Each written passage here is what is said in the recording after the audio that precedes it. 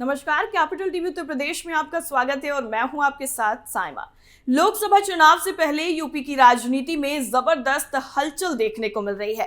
साथ ही इंडिया गठबंधन में बसपा को शामिल करने के लिए भी सियासत हो रही है। अखिलेश यादव, जो कि मायावती को गठबंधन में शामिल होने के लिए असहमति जताते हुए नजर आते थे, लेकिन अब अखिलेश यादव के सुर बदले हुए नजर आ रहे हैं। तो क्या है यूपी की राजनीति में होने वाला बड़ा बदलाव, जानने के लिए देखिए हमारी ये खास रिपोर्ट।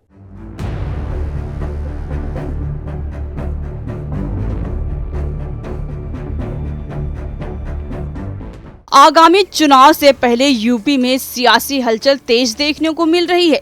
हर कोई ये जानना चाहता है कि बसपा सुप्रीमो मायावती इंडिया गठबंधन में शामिल होंगी या नहीं। तो बता दें, जानकारी निकल कर आ रही है कि अखिलेश यादव ने बसपा को गठबंधन में शामिल करने के लिए पूरी ताकत लगा रहे हैं। इतना ही नहीं, अगर मायावती गठबंधन में आती हैं तो उनके लिए सीट शेयरिंग का फॉर्मूला भी तय कर लिया गया है। बस अब मायावती के हाँ का इंतजार कर रहे हैं। बता दें, मायावती यूपी की ताकतवर नेता हैं। भले ही विधानसभा में पार्टी का प्रदर्शन बेहद खराब रहा हो, लेकिन वोट बैंक के लिहाज से अगर देखा जाए तो मायावती बड़ी नेता हैं। इसलिए इंडिया गठबंधन में चाहे सपा हो या कांग्रेस, उन्हें अपने साथ लाने की कोशिश में लगे हैं। हालांकि मायावती ने अब तक अपने पत्ते नहीं खोले हैं।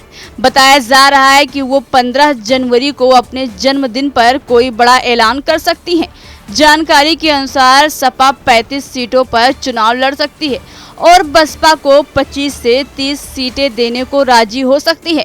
हालांकि मायावती इस पर राजी होंगी ये कहना मुश्किल है।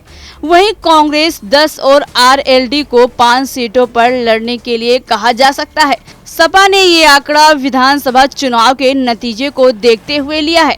हालांकि मायावती 2019 के चुनाव के आधार पर ज्यादा सीटों की मांग कर सकती हैं, क्योंकि तब बसपा ने सपा से दोगुनी सीटें पाई थी।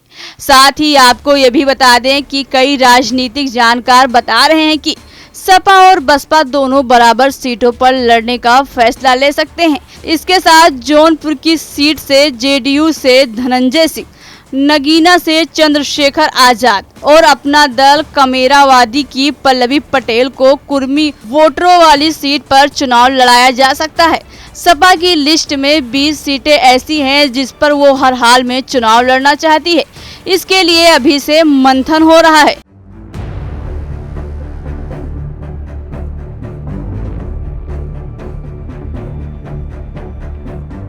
बीजेपी को हराने के लिए पूरे विपक्षी दल एक होकर मैदान में आने की तैयारी कर रहे हैं। ऐसी हलचल से तो ये बात साबित हो गई है कि आज बीजेपी इतनी ताकतवर पार्टी हो गई है कि किसी भी विपक्षी पार्टी बीजेपी को अकेले मात नहीं दे सकती। इसलिए सभी विपक्षी दल मिलकर चुनाव लड़ने की तैयारी कर रहे हैं। अब देखने वाली बात यह होगी कि मायावती अपने जन्मदिन पर आगे की रणनीति को लेकर क्या फैसला लेती हैं। फिलहाल अभी के लिए इतना ही। बाकी तमाम खबरों के लिए बने रहिए कैपिटल टीवी के साथ। नमस्कार।